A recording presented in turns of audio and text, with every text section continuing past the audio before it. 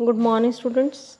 In this lecture, we will learn about the disease management, how to control the silkworm disease.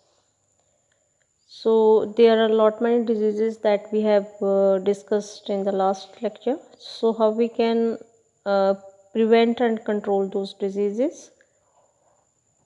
That is the management of silkworm diseases. So, first is the pre-rearing, cleaning, and disinfection. Pre REARING cleaning and disinfection हमने कैसे करनी है कि जो rearing room है यहाँ पे हमने जिथे असी सिल्क बॉम्ब्स ਨੂੰ ਰੀਅਰ ਕਰਨਾ ਹੈਗਾ ਆ ਉੱਥੇ ਅਸੀਂ ਜਾਂ ਉਹਦੀਆਂ ਏਡਸ ਹੈਗੀਆਂ ਜਾਂ ਸਰਾਊਂਡਿੰਗ ਇਨਵਾਇਰਨਮੈਂਟ ਹੈਗਾ ਉਹਨੂੰ ਅਸੀਂ ਕਲੀਨ ਕਰਨਾ ਹੈਗਾ ਵਾਸ਼ ਕਰਨਾ ਹੈਗਾ ਰੇਅਰਿੰਗ ਕਰਨ ਤੋਂ ਪਹਿਲਾਂ ਠੀਕ ਹੈ। ਉਸ ਤੋਂ ਬਾਅਦ ਸਿਲਕ ਬॉम्ब ਜਿਹੜੇ ਹੈਗੇ ਆ ਉਹਦੇ ਲਿਟਰਸ ਜਿਹੜੇ ਹੈਗੇ ਆ ਜਾਂ ਰੂਮ ਦੇ ਵਿੱਚ ਜਿੰਨੇ ਵੀ ਪੱਤੇ ਪੁਰਾਣੇ ਪਹਿਲਾਂ ਪੱਤੇ ਪਏ ਹੋਏ ਆ ਜਾਂ ਸਿਲਕ ਬॉम्ब ਦੇ ਜਿੰਨੇ ਵੀ ਰਿਮੇਨਸ ਹੈਗੇ ਆ ਜਿੰਨੇ ਵੀ ਉੱਥੇ ਅਪਲਾਈਐਂਸਿਸ ਆਪਾਂ ਯੂਜ਼ ਕਰਦੇ ਹੈਗੇ ਆ ਉਹਨਾਂ ਨੂੰ ਅਸੀਂ ਡਿਸਇਨਫੈਕਟ ਕਰਨਾ ਹੈਗਾ। ਅਤੇ ਡਿਸਇਨਫੈਕਟ ਅਸੀਂ ਕਿੱਦਾਂ ਕਰਨਾ ਹੈਗਾ ਬਾਈ ਫਿਜ਼ੀਕਲ ਡਿਸਇਨਫੈਕਸ਼ਨ ਅਤੇ ਸੈਕਿੰਡ ਮੈਥਡ ਸਾਡੇ ਕੋਲ ਹੈਗਾ ਕੈਮੀਕਲ ਡਿਸਇਨਫੈਕਸ਼ਨ ਔਰ ਥਰਡ ਸਾਡੇ ਕੋਲ ਹੈਗਾ use of resistant strains. So physical disinfection ਅਸੀਂ ਕਿੱਦਾਂ ਕਰਨੀ ਹੈਗੀ ਆ ਇਹਦੇ ਤਿੰਨ ਮੈਥਡ ਹੈ ਸਨਲਾਈਟ ਬੋਇਲਿੰਗ ਅਤੇ ਸਟੀਮਿੰਗ। ਅਤੇ ਸਨਲਾਈਟ ਕਿੱਦਾਂ ਹੈਗਾ ਸਨਲਾਈਟ ਨਾਲ ਅਸੀਂ ਕਿਸ ਤਰ੍ਹਾਂ ਫਿਜ਼ੀਕਲ ਡਿਸਇਨਫੈਕਸ਼ਨ ਕਰ ਸਕਦੇ ਹੈਗੇ ਜਿਹੜਾ ਬੈਕਟੀਰੀਅਲ ਇਫੈਕਟ ਹੁੰਦਾ ਸਨਲਾਈਟ ਦਾ ਉਹਦੇ ਵਿੱਚ ਕੀ ਹੈਗਾ ਅਲਟਰਾ ਵਾਇਲਟ ਰੇਜ਼ ਹੁੰਦੀਆਂ ਹੈਗੀਆਂ ਜਿਹੜੀਆਂ ਕਿ ਪ੍ਰੋਟੀਨਸ ਪੈਥੋਜਨਸ ਅਤੇ ਪ੍ਰੋਟੀਨਸ ਨੂੰ ਡੀਨੇਚਰ ਕਰ ਦਿੰਦੇ ਹੈਗੇ ਅਤੇ ਪੈਥੋਜਨ ਨੂੰ ਕਿਲ ਕਰ ਦਿੰਦੇ ਹੈਗੇ। ਸੋ ਇਨਫਰਾਰੈਡ ਰੇਜ਼ ਵੀ ਹੁੰਦੀਆਂ ਅਤੇ ਵਿਜ਼ੀਬਲ ਰੇਜ਼ ਹੁੰਦੀਆਂ ਜਿਹੜੀਆਂ ਹੀਟ ਅਤੇ ਡਰਾਈ ਕਰਦੀਆਂ ਹੈ ਪੈਥੋਜਨ ਨੂੰ ਅਤੇ ਉਹਨਾਂ ਦਾ bacterial effect of ultraviolet rays and accelerating the death of the pathogen ਮਤਲਬ ਅਗਰ ਧੁੱਪ ਦੇ ਵਿੱਚ ਜਿੰਨੇ ਵੀ ਪੈਥੋਜਨ ਹੈਗੇ ਆ ਉਹ ਕਿਲ ਹੋ ਜਾਂਦੇ ਹੈਗੇ ਆ ਮਰ ਜਾਂਦੇ ਆ ਕਿਉਂ ਮਰ ਜਾਂਦੇ ਆ ਕਿਉਂਕਿ ਉਹ ਪ੍ਰੋਟੀਨਸ ਨੂੰ ਡੀਨੇਚਰ ਕਰ ਦਿੰਦੇ ਹੈਗੇ ਆ। ਕੌਣ ਡੀਨੇਚਰ ਕਰਦਾ ਹੈਗਾ ਰੇਜ਼ ਕਿਹੜੀਆਂ ਰੇਜ਼ ਹੈਗੀਆਂ ਅਲਟਰਾਵਾਇਲਟ ਰੇਜ਼। ਅਤੇ ਸੈਕਿੰਡ ਹੈਗਾ ਬੋਇਲਿੰਗ ਹੈਗਾ ਕਿ ਜਿਹੜੇ ਰੇਅਰਿੰਗ ਟੂਲਸ ਜਿੰਨੇ ਵੀ ਅਸੀਂ ਯੂਜ਼ ਕੀਤੇ ਹੈਗੇ ਆ ਉਹਨਾਂ ਨੂੰ ਅਸੀਂ ਬੋਇਲਿੰਗ ਵਾਟਰ ਦੇ ਵਿੱਚ ਅਗਰ ਪਾ ਦਿੰਦੇ ਹੈਗੇ ਅਤੇ ਉਹਦੇ ਨਾਲ ਵੀ ਜਿੰਨੇ ਪੈਥੋਜਨਸ ਹੈਗੇ ਉਹ ਕਿਲ ਹੋ ਜਾਣਗੇ ਅਗੇਨ ਜਿਹੜੇ ਪ੍ਰੋਟੀਨਸ ਉਹਦੇ ਕੋਐਗੂਲੇਟ ਹੋ ਜਾਣਗੇ ਅਤੇ ਡੀਨੇਚਰ ਹੋ ਜਾਣਗੇ।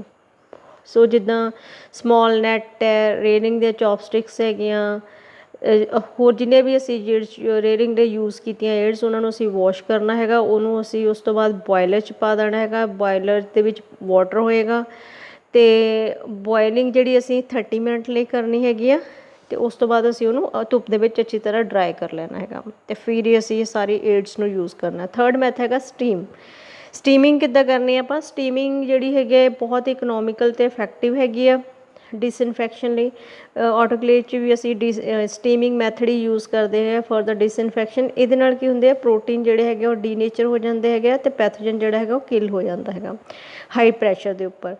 ਅਤੇ special type of streaming cabinet ਬਣਦੀ ਹੈਗੀ ਆ ਜਿਹਦੇ ਵਿੱਚ ਰੇਅਰਿੰਗ ਟੂਲ ਜਿਹੜੇ ਹੈਗੇ ਆ ਪੈਕ ਕੀਤੇ ਜਾਂਦੇ ਹੈਗੇ ਆ ਉਹਦੇ ਉੱਪਰ ਉਹਨਾਂ ਨੂੰ ਪਾਣੀ ਦੇ ਵਿੱਚ ਪਾ ਕੇ ਪਾਣੀ ਜਿਹੜਾ ਕੈਬਨਿਟ ਦੇ ਵਿੱਚ ਪਾਣੀ ਪਾ ਦਿੱਤਾ ਜਾਂਦਾ ਅਤੇ ਕੈਬਨਿਟ ਨੂੰ ਬੰਦ ਕਰ ਦਿੱਤਾ ਜਾਂਦਾ ਹੈਗਾ ਅਤੇ ਇਹਦੇ ਨਾਲ ਕੀ ਹੋਇਆ ਟੈਂਪਰੇਚਰ ਜਿਹੜਾ ਅਸੀਂ 100 ਡਿਗਰੀ ਸੈਂਟੀਗ੍ਰੇਡ ਤੱਕ ਕੈਬਨਿਟ ਦਾ ਟੈਂਪਰੇਚਰ ਲੈ ਜਾਣਾ ਹੈਗਾ 100 ਡਿਗਰੀ 'ਤੇ ਅਸੀਂ ਹਾਫ ਐਨ ਆਰ ਸਟੀਮ ਦੇਣੀ ਹੈਗੀ ਇਹਨਾਂ ਸਾਰੇ ਏਡਸ ਨੂੰ ਜਾਂ ਟੂਲਸ ਨੂੰ ਅਤੇ 40 ਮਿੰਟ 'ਤੇ 88 ਡਿਗਰੀ ਸੈਂਟੀਗ੍ਰੇਡਸ 'ਤੇ ਅਸੀਂ ਜਿਹੜਾ ਹੈਗਾ ਹੀਟ ਦੇ ਕੇ ਡਿਸਇਨਫੈਕਸ਼ਨ ਕਰ ਸਕਦੇ ਹੈਗੇ ਆ।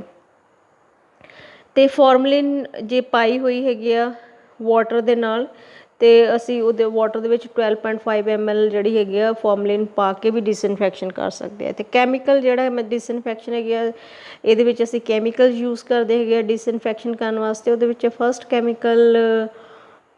ਕੈਮੀਕਲਸ ਦਾ ਮੇਨ ਸਾਇੰਟੀਫਿਕ ਵਰਕ ਕਿੱਥੇ ਹੈਗਾ ਕੈਮੀਕਲ ਜਿਹੜੇ ਹੈਗੇ ਪ੍ਰੋਟੀਨ ਨੂੰ ਡੀਨੇਚਰ ਅਤੇ ਪ੍ਰੈਸੀਪੀਟੇਟ ਹੀ ਨਹੀਂ ਕਰਦੇ ਉਹ ਜਿਹੜੇ ਮੈਟਾਬੋਲਿਜ਼ਮ ਹੋ ਰਿਹਾ ਹੈਗਾ ਜਿੰਨੇ ਵੀ ਮੈਟਾਬੋਲਿਕ ਪਾਥਵੇ ਚੱਲ ਰਹੇ ਹੈਗੇ ਆ ਉਹ ਕੀ ਹੋ ਜਾਂਦੇ ਹੈਗੇ ਬਲੋਕ ਹੋ ਜਾਂਦੇ ਹੈਗੇ ਅਤੇ ਐਨਜ਼ਾਈਮਸ ਦੀ ਆਕਸੀਡੇਸ਼ਨ ਹੋ ਜਾਂਦੀ ਹੈਗੀ ਆ ਅਤੇ ਬੈਕਟੀਰੀਆ ਜਿਹੜਾ ਹੈਗਾ ਉਹ ਕਿਲ ਹੋ ਜਾਂਦਾ ਹੈਗਾ। ਅਤੇ ਇਹਦੇ ਵਾਸਤੇ ਅਸੀਂ ਕੈਮੀਕਲ ਕਿਹੜਾ ਯੂਜ਼ ਕਰਨਾ ਹੈਗਾ ਬਲੀਚਿੰਗ ਪਾਊਡਰ ਜਿਹੜਾ ਹੈਗਾ ਅਸੀਂ ਕੀ ਕਰਨਾ ਰੇਅਰਿੰਗ ਰੂਮ ਦੇ ਜਿੰਨੇ ਵੀ ਅਪਲਾਇੰਸਿਸ ਹੈਗੇ ਉਹਨਾਂ ਨੂੰ ਡਿਸਇਨਫੈਕਟ ਕਰਨਾ ਬਲੀਚਿੰਗ ਪਾਊਡਰ ਅਤੇ ਬਲੀਚਿੰਗ ਪਾਊਡਰ ਜਿਹੜਾ ਹੈਗਾ ਅਸੀਂ ਉਹਦੇ ਵਿੱਚ 1% ਕਲੋਰੀਨ ਲੈਣੀ ਹੈਗੀ ਆ ਅਤੇ ਕਲੋਰੀਨ ਦਾ ਜਿਹੜਾ ਹੁੰਦਾ ਹੈਗਾ ਬਹੁਤ 1% ਕਲੋਰਿੰਗ ਹੀ ਹੁੰਦੀ ਹੈਗੀ, ਉਹਦੇ ਵਿੱਚ ਉਹਦਾ ਬਹੁਤ ਐਂਟੀਬਾਇਓਟਿਕ ਇਫੈਕਟ ਹੁੰਦਾ ਹੈਗਾ, ਜਿਹਦੇ ਨਾਲ ਕਿ ਬਹੁਤ ਸਾਰੇ ਵਾਇਰਸਿਸ ਅਤੇ ਮੋਸਟਲੀ ਜਾਂ ਫਿਰ ਫੰਗਸ ਜਿਹੜੇ ਹੈਗੇ ਆ ਜਾਂ ਸਪੋਰਸ ਬੈਕਟੀਰੀਅਲ ਜਿਹੜੇ ਹੈਗੇ ਆ ਉਹ ਮਰ ਜਾਂਦੇ ਹੈਗੇ ਆ। ਅਤੇ ਅਸੀਂ ਸਪਰੇਅ ਕਰਨਾ ਹੈਗਾ ਡਿਸਇਨਫੈਕਟ ਕਰਕੇ, ਇਹ ਜਿਹੜਾ ਬਲੀਚਿੰਗ ਪਾਊਡਰ ਹੈਗਾ ਇਹਦਾ ਸਪਰੇਅ ਕਰਨਾ ਹੈਗਾ ਸਾਰੇ ਰੂਮ ਦੇ ਵਿੱਚ। ਅਤੇ ਜਿਹੜਾ ਸਪਰੇਡ ਏਰੀਆ ਹੈਗਾ ਉਹਨੂੰ ਅਸੀਂ ਕੈਪਟ ਵੈਟ ਰੱਖਣਾ ਹੈਗਾ for half an hour to achieve the disinfectant effect. Bleaching ਦੇ ਨਾਲ ਤੋਂ ਬਾਅਦ ਅਗਰ ਅੱਧਾ ਘੰਟਾ ਅਸੀਂ ਸਪਰੇਅ ਕਰਨ ਤੋਂ ਬਾਅਦ ਉਹਨੂੰ ਡਿਸਇਨਫੈਕਟ ਕਰਨਾ ਹੈਗਾ, ਰੱਖਣਾ ਹੈਗਾ। ਅਤੇ ਉਸ ਤੋਂ ਬਾਅਦ ਫੋਰਮਲਿਨ ਵੀ ਅਸੀਂ ਯੂਜ਼ ਕਰ ਸਕਦੇ ਹੈਗੇ। ਫੋਰਮਲਿਨ ਜਿਹੜਾ ਹੈਗਾ ਫਾਰਮੈਲਡੀਹਾਈਡ ਹੁੰਦਾ ਹੈਗਾ, ਫਾਰਮੈਲਡੀਹਾਈਡ ਪ੍ਰੈਜੈਂਟ ਇਨ ਫੋਰਮਲਿਨ। ਇਹ ਬਹੁਤ ਹੀ ਸਟਰੋਂਗ ਕਿਲਿੰਗ ਦਾ ਇਫੈਕਟ ਹੁੰਦਾ ਹੈਗਾ। ਕਿੱਥੇ ਕੀ ਕਰਦਾ ਹੈਗਾ, ਮੋਸਟਲੀ ਜਿਹੜੇ ਵਾਇਰਸਿਸ 'ਤੇ ਹੁੰਦਾ ਹੈਗਾ ਜਾਂ ਬੈਕਟੀਰੀਅਲ ਸਪੋਰਸ 'ਤੇ ਵੀ ਇਫੈਕਟ ਕਰਦਾ ਹੈਗਾ। ਔਰ ਫੋਰਮਲਿਨ ਜਿਹੜੀ ਹੈਗੀ ਇਹ 'ਚ 2% ਫਾਰਮੈਲਡੀਹਾਈਡ ਹੁੰਦਾ ਹੈਗਾ, ਜਿਹੜਾ ਕਿ 2% ਫਾਰਮੈਲਡੀਹਾਈਡ ਅਸੀਂ ਲੈਂਦੇ ਗਏ। ਔਰ ਡਿਸਇਨਫੈਕਟ ਲਈ ਰੇਰਿੰਗ ਰੂਮ ਵਾਸਤੇ ਜਾਂ ਅਪਲਾਇੰਸਿਸ ਵਾਸਤੇ ਅਸੀਂ ਇਹਨੂੰ ਯੂਜ਼ ਕਰ ਸਕਦੇ ਹੈਗੇ ਹਾਂ। ਸੋ ਫੋਰਮਲਿਨ ਡਿਸਇਨਫੈਕਸ਼ਨ ਜਿਹੜੀ ਹੈਗੀ ਆ ਉਹ ਏਅਰ ਟਾਈਟ ਰੂਮ 'ਚ ਅਸੀਂ ਕਰਦੇ ਹੈਗੇ ਹਾਂ। ਮਤਲਬ ਜਦੋਂ ਅਸੀਂ ਫੋਰਮਲਿਨ ਦੇ ਨਾਲ ਡਿਸਇਨਫੈਕਟ ਕਰਨਾ ਅਤੇ ਉਹਨੂੰ ਅੱਛੀ ਤਰ੍ਹਾਂ ਕੀ ਕਰਨਾ ਹੈਗਾ, ਬੰਦ ਕਰ ਦੇਣਾ ਹੈਗਾ। ਅਤੇ ਡਿਸਇਨਫੈਕਸ਼ਨ ਤੋਂ ਪਹਿਲਾਂ ਸਾਰੀਆਂ ਵਿੰਡੋ ਡੋਰ ਜਿੰਨੇ ਵੀ ਓਪਨਿੰਗ ਹੈਗੀਆਂ ਉਹਨਾਂ ਸਾਰਿਆਂ ਨੂੰ ਅਸੀਂ ਸੀਲ ਕਰ ਦੇਣਾ ਪੇਪਰ ਸਟ੍ਰਿਪਸ ਦੇ ਨਾਲ। ਅਤੇ ਉਸ ਤੋਂ ਬਾਅਦ ਅਸੀਂ ਸਪਰੇਅ ਕਰਨਾ ਹੈਗਾ।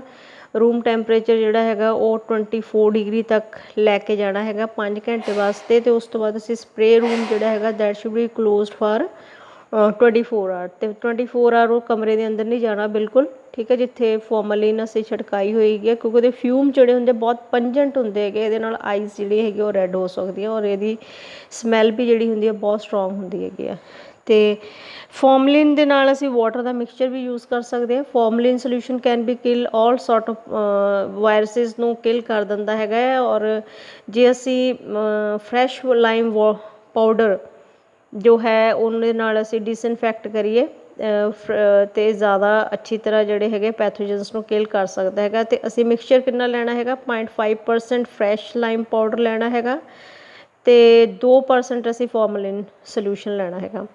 ਅਤੇ ਇਹਨਾਂ ਨੂੰ ਅੱਛੀ ਤਰ੍ਹਾਂ ਜਿਹੜਾ ਹੈਗਾ ਮਿਕਸ ਕਰਕੇ ਲਾਈਮ ਵਾਟਰ 'ਚ ਫੋਰਮਲਿਨ ਵਿਦ ਵਾਟਰ ਕਿਹੜਾ ਹੈਗਾ, ਲਾਈਮ ਵਾਟਰ ਲੈਣਾ ਹੈਗਾ। ਮੈਂ ਫਿਰ ਤੋਂ ਰਿਪੀਟ ਕਰ ਰਹੀ ਹੈਗੀ ਹਾਂ, ਮਿਕਸਚਰ ਅਸੀਂ ਕਿੱਦਾਂ ਬਣਾਉਣਾ ਹੈਗਾ, 0.5% ਫਰੈਸ਼ ਲਾਈਮ ਵਾਟਰ ਲੈਣਾ ਹੈਗਾ, ਲਾਈਮ ਪਾਊਡਰ ਜਿਹਨੂੰ ਅਸੀਂ ਕਹਿੰਦੇ, 2% ਅਸੀਂ ਫੋਰਮਲਿਨ ਸੋਲਿਊਸ਼ਨ ਲੈਣਾ ਹੈ। ਉਸ ਤੋਂ ਬਾਅਦ ਸਾਡੇ ਕੋਲ ਤੀਜਾ ਮੈਥਡ ਹੈ ਜੀ। First method physical disinfection, second method chemical disinfection ਅਤੇ ਥਰਡ ਮੈਥਡ ਹੈਗਾ disinfection and disease prevention in the rearing season. ਅਤੇ ਸੀਜ਼ਨ 'ਚ ਅਸੀਂ ਕਿੱਦਾਂ ਡਿਸਇਨਫੈਕਸ਼ਨ ਔਰ ਡਿਜ਼ੀਜ਼ ਪ੍ਰੀਵੈਂਸ਼ਨ ਕਰਨੀ ਹੈਗੀ ਆ। ਅਤੇ ਉਹਦੇ ਵਿੱਚ ਅਸੀਂ ਕੀ ਕਰਨਾ ਹੈਗਾ ਆ, pathogen can be reincubated introduced into the rearing room. ਮਤਲਬ ਇੱਕ ਵਾਰੀ ਅਸੀਂ ਰੂਮ ਨੂੰ ਤਾਂ ਜਿਤਨੇ ਵੀ ਟੂਲਸ ਹੈਗੇ ਆ ਉਹਨਾਂ ਨੂੰ ਤਾਂ ਅਸੀਂ ਡਿਸਇਨਫੈਕਟ ਕਰ ਲਿਆ, ਲੇਕਿਨ ਪੈਥੋਜਨ ਜਿਹੜੇ ਹੈਗੇ ਆ ਉਹ ਫਿਰ ਤੋਂ ਜਦੋਂ ਅਸੀਂ ਰੇਅਰਿੰਗ ਸਟਾਰਟ ਕੀਤੀ ਹੈਗੀ ਆ ਉੱਥੇ ਡਿਸਇਨਫੈਕਸ਼ਨ ਕਰ ਸਕਦਾ ਹੈ। ਅਤੇ ਅਸੀਂ ਕੀ ਕਰਨਾ ਉਹਦੇ ਵਾਸਤੇ, spray the floor, corridor, entrance, exit of the rearing room and ਅਤੇ ਮਲਬਰੀ ਸਟੋਰ ਹਾਊਸ ਜਿੱਥੇ ਅਸੀਂ ਪੱਤੇ ਰੱਖੇ ਹੋਏ ਹੈਗੇ ਆ ਉਹਨਾਂ ਨੂੰ ਸਾਰਿਆਂ ਨੂੰ ਅਸੀਂ ਬਲੀਚਿੰਗ ਪਾਊਡਰ ਸੋਲਿਊਸ਼ਨ 1% ਜਿਹਦੇ ਵਿੱਚ ਇਫੈਕਟਿਵ ਕਲੋਰੀਨ ਹੈਗੇ ਆ ਉਹਨਾਂ ਨੂੰ 3 to 4 ਡੇ ਇੰਟਰਵਲ 'ਤੇ ਅਸੀਂ ਸਾਫ਼ ਕਰ ਦੇਣਾ ਹੈ। ਫਿਰ ਅਸੀਂ ਵਾਸ਼ ਹੈਂਡ ਬਿਫੋਰ ਐਂਟਰਿੰਗ ਦਾ ਰੇਅਰਿੰਗ ਰੂਮ, ਹੱਥਾਂ ਨੂੰ ਅੱਛੀ ਤਰ੍ਹਾਂ ਸਾਫ਼ ਕਰਕੇ ਅਸੀਂ ਵਾਰਮਸ ਨੂੰ ਚੁੱਕਣਾ ਹੈਗਾ ਜਾਂ ਉਹਨਾਂ ਨੂੰ ਟੱਚ ਕਰਨਾ ਹੈਗਾ। ਅਤੇ ਜਾਂ ਫਿਰ ਜਿਹੜੇ ਅਸੀਂ ਪੱਤੇ ਖਿਲਾਰਨੇ ਹੈਗੇ ਮਲਬਰੀ ਹਾਊਸ ਤੋਂ ਲੈ ਕੇ ਆਉਣੇ ਹੈਗੇ ਉਹਨਾਂ ਨੂੰ ਵੀ ਅਸੀਂ ਜਿਹੜਾ ਹੈਗਾ ਸਾਫ਼ ਹੱਥਾਂ ਨਾਲ ਹੀ ਲੈਣਾ ਹੈਗਾ। ਸੋ ਜਿਹੜੀ ਇੱਕ lime powder mat at the entrance at the rearing room ਜਿਹੜਾ ਹੈਗਾ ਉਹਦੇ ਐਂਟਰੈਂਸ 'ਤੇ ਇੱਕ ਮੈਟ ਵਿਛਾਇਆ ਜਾਏਗਾ ਜਿਹਦੇ ਉੱਪਰ ਲਾਈਮ ਪਾਊਡਰ ਜਿਹੜਾ ਹੈਗਾ ਸੁੱਟਿਆ ਜਾਏਗਾ। ਉਸ ਤੋਂ ਬਾਅਦ ਅਸੀਂ ਜਿੰਨਾ ਵੀ ਲਿਟਰਸ ਹੈਗਾ, ਵਾਸ਼ ਹੈਗਾ, ਉਹ ਜੋ ਫੀਡਿੰਗ ਕਰਨ ਤੋਂ ਪਹਿਲਾਂ ਜਿਹੜਾ ਹੈਗਾ ਵਾਰਮ ਨੂੰ ਫੀਡ ਕਰਨ ਤੋਂ ਪਹਿਲਾਂ ਸਾਰਾ ਸਾਫ਼ ਕਰਨਾ ਹੈਗਾ। ਅਤੇ ਉਸ ਤੋਂ ਬਾਅਦ ਜਿਹੜੇ ਸਿਕ ਵਾਰਮ ਹੈਗੇ ਆ ਉਹਨਾਂ ਨੂੰ ਲਾਈਮ ਜਾਰ ਦੇ ਵਿੱਚ ਪਾਉਂਦੇ ਜਾਣਾ ਹੈਗਾ ਤਾਂ ਕਿ ਉਹ ਬਾਕੀਆਂ ਨੂੰ ਇਨਫੈਕਸ਼ਨ ਜਿਹੜਾ ਹੈਗਾ ਨਾ ਦੇਣ।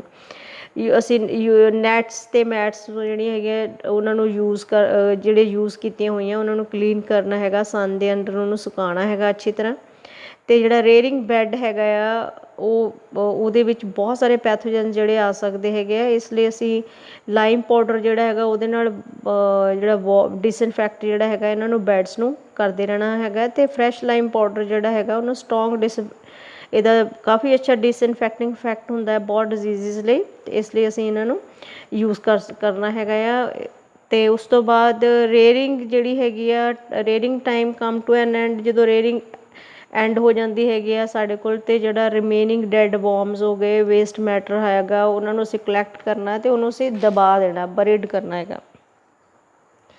ਅਤੇ ਲਾਸਟ ਮੈਥਡ ਹੈਗਾ ਯੂਜ਼ ਆਫ ਰੈਜ਼ਿਸਟੈਂਟ ਸਟ੍ਰੇਨਸ, ਠੀਕ ਹੈ। ਇਹ ਫੋਰਥ ਮੈਥਡ, ਆਈ ਰਿਪੀਟ, ਦੇਰ ਵਾਜ਼ physical disinfection, chemical disinfection, disinfection and disease prevention in the rearing season, then is the use of resistant strains। ਇਹਦੇ ਵਿੱਚ ਹੈਗਾ ਕਿ ਸਿਲਕ ਵੋਰਮ ਜਿਹੜਾ ਹੈਗਾ ਉਹਨੂੰ ਅਸੀਂ ਉਹੀ ਸਟ੍ਰੇਨਸ ਅਸੀਂ ਸਿਲੈਕਟ ਕਰਨੀਆਂ ਜਿਹੜੀਆਂ ਕਿ ਵਾਇਰਲ ਡਿਜ਼ੀਜ਼ਿਸ ਵਾਸਤੇ ਕੀ ਹੈਗੀ ਹੈ, ਰੈਜ਼ਿਸਟੈਂਟ ਹੈਗੀਆਂ। ਇਹਦੇ ਨਾਲ ਕੀ ਹੈਗਾ ਸਾਡਾ ਕਮਰਸ਼ੀਅਲ ਪ੍ਰੋਡਕਸ਼ਨ ਜਿਹੜੀ ਹੈਗੀ ਉਹ ਕਾਫੀ ਜ਼ਿਆਦਾ ਹੋਏਗੀ। So with this students, I think this is clear with you.